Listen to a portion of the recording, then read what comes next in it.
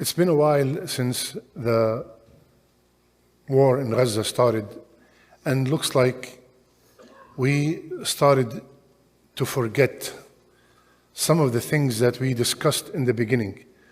So inshallah ta'ala, in very few minutes today, I want to remind myself and remind you of few things that are extremely important, because I heard few questions from brothers that supposedly solid in their deen, and the questions were very scary.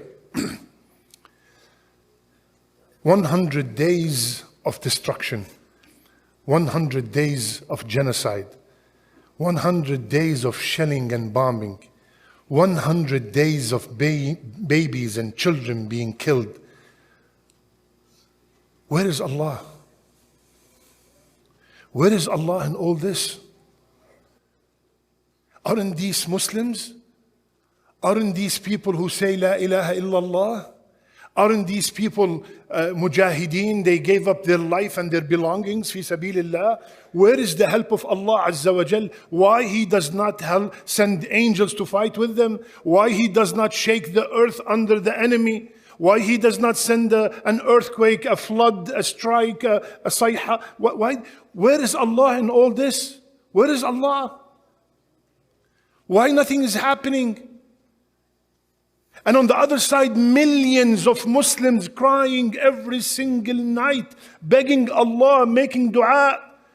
Why their dua is not answered? Didn't Allah say, "Ud'uni astajib lakum"? I answer your dua. Didn't He say, "Inni qareeb"? I am close, so ask me, I will answer your dua. Where is He? Millions of people are making dua. You want to tell me all these millions are not righteous? There must be at least 50 or 100 righteous among these millions whom their dua is mustajab. So where is Allah?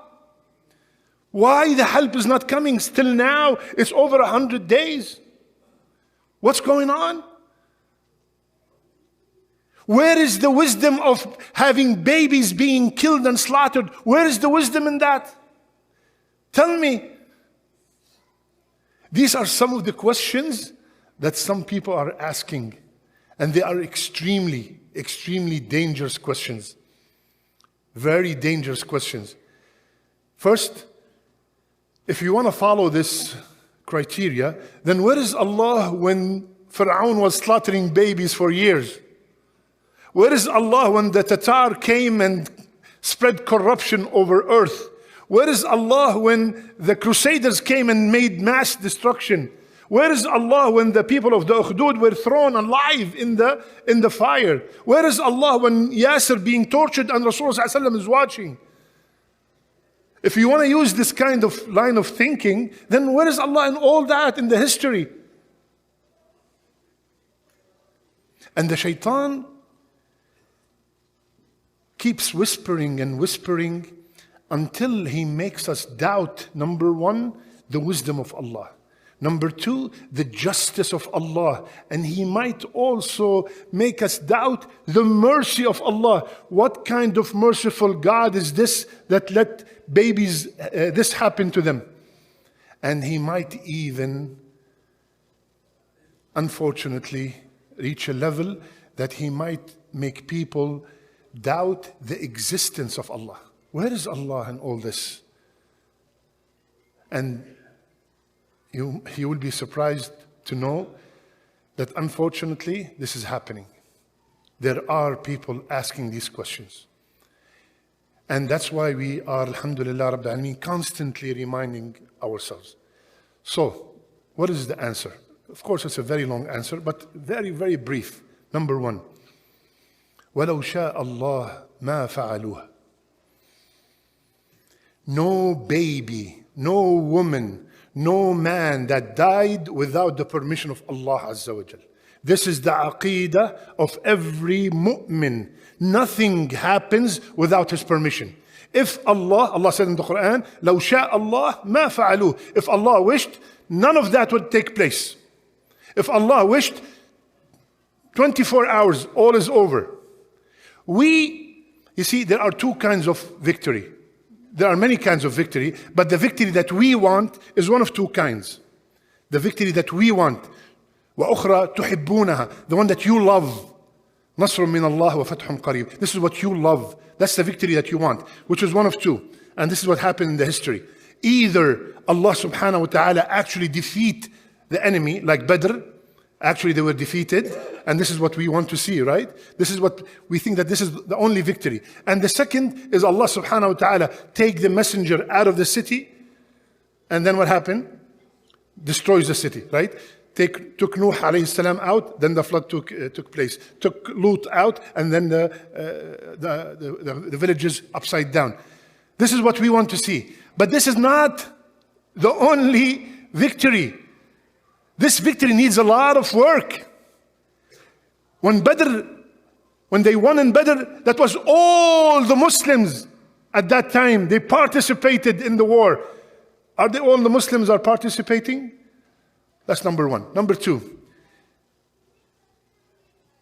do you think that what's happening is not victory so far?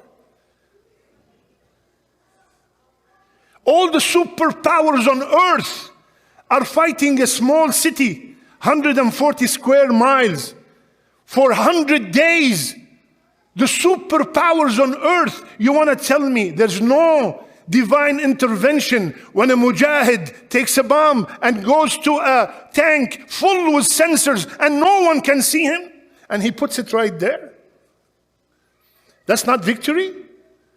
See, the victory that we want, the one I mentioned, this is one of the victories.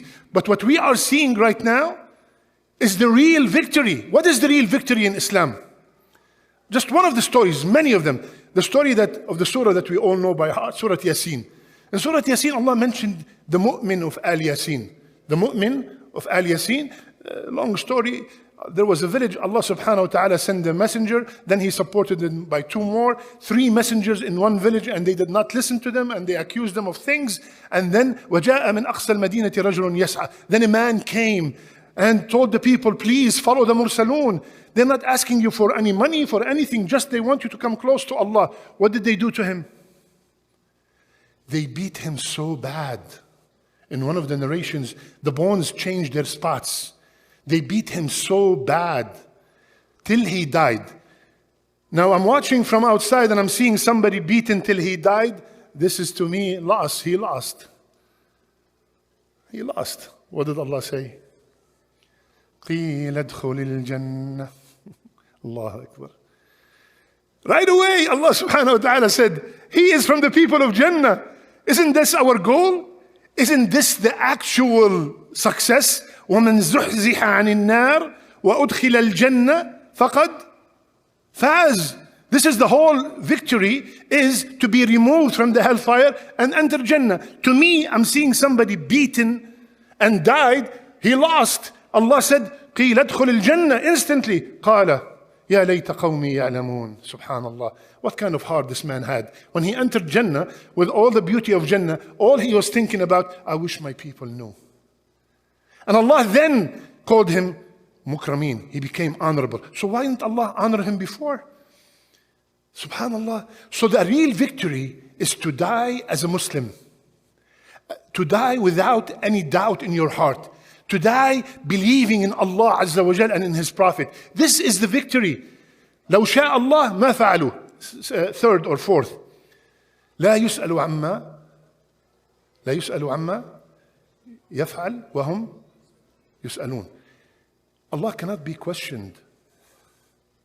Allah cannot be questioned. Have you ever went to a surgery? You wanted to have heart surgery.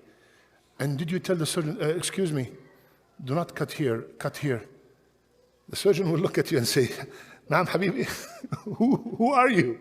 You will not dare talk to a surgeon because he is the Alim and the Hakim in that surgery.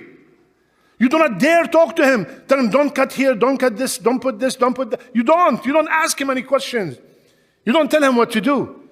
We are in a place that we are being tested. When we are being tested, the known formula is the student is being asked, not the teacher. We are being asked. Allah said, no one asks me what I do. I ask the question. You are being asked. And finally, This is one thing that we always should teach our children at a young age, so we will not have these questions, because these questions are so dangerous that if you die with these questions in mind, it's a very dangerous, very risky. Allah said, إِنَّمَا الْمُؤْمِنُونَ الَّذِينَ آمَنُوا بِاللَّهِ وَرَسُولِهِ ثُمَّ لَمْ يَرْتَابُوا. They have no doubt in their heart. So we have to teach our children the attributes of Allah. I always repeat this, and I'm going to repeat it tomorrow in my khutbah. The attributes of Allah. Who's Allah? 13 years, Muhammad sallallahu alayhi wasallam, 13 years in Mecca. What was he teaching them? How to make wudu and how to pray and how was the zakat? None! 13 years, La ilaha illallah. 13 years, La ilaha illallah. When they knew who's Allah, pray, Hadir, Sami'na wa ata'na. Leave alcohol, the Medina flooded. Put the hijab, they ripped their clothes and put the hijab. 13 years, La ilaha illallah. Aisha said, Ya Rasulullah, if you told them not to quit the alcohol from the beginning, nobody would have listened to you. So our children and us, of course, have to understand who's Allah. So when I understand who's Allah, and I know that the one who's prescribing and the one who's overwatching all this is the utmost wise, is the all wise, is the all knowledgeable, wallahi, the feeling of relaxation and rest in your heart is amazing, priceless. Because you know that the one who's running this whole affair is the only one who knows everything, the one who knows the unseen. Just like we gave the example, they gave you the best surgeon in America, and you go there, subhanallah, you have a list of 500-600 surgeries, none was done with any glitches. You walk into the surgery room with so much confidence that why is going to happen to me? Nothing's going to happen to me, because this is the best surgeon. Can you imagine how our feeling should be with Allah Azza wa Jal? Multiply it by 1 billion times. This is how much trust and tawakkul I have in Allah that the Muslims, the people of Gaza, will be victorious. Just like I'm seeing you, I'm seeing you, seeing me. They will be victorious, but maybe not the victory that me and you wish for, to take over and then maybe, Allahu a'lam, Allah ala kulli shay'in qadir. But the victory from the history of the Quran is not that the victory that we are looking for. There are many other victories that we are seeing some of its fruits already. Allahumma ansur ikhwanana fi Gaza. Allahumma ansurhum nasran aziza. اللهم انصرهم نصرا عزيزا. اللهم يا رب العالمين ألق الرعب في قلوب عدوهم يا رب العالمين. اللهم زلزل الأرض تحت أقدامهم. اللهم اهزمهم. اللهم اهزمهم وشتت شملهم. اللهم يا رب العالمين لا ترفع لهم راية واجعلهم لمن خلفهم آية يا رب العالمين يا أكرم الأكرمين. اجعل أفضل أعمالنا خواتيمها واجعل آخر كلامنا لا إله إلا الله وصلى الله على نبينا محمد وعلى آله وصحبه أجمعين. See you at 6:30 at Fajr إن شاء الله. السلام عليكم ورحمة الله وبركاته. إن المسلمين والمسلمات والمؤمنين والمؤمنات والقانتين والقانتات والصادقين والصادقات والصابرين والصابرات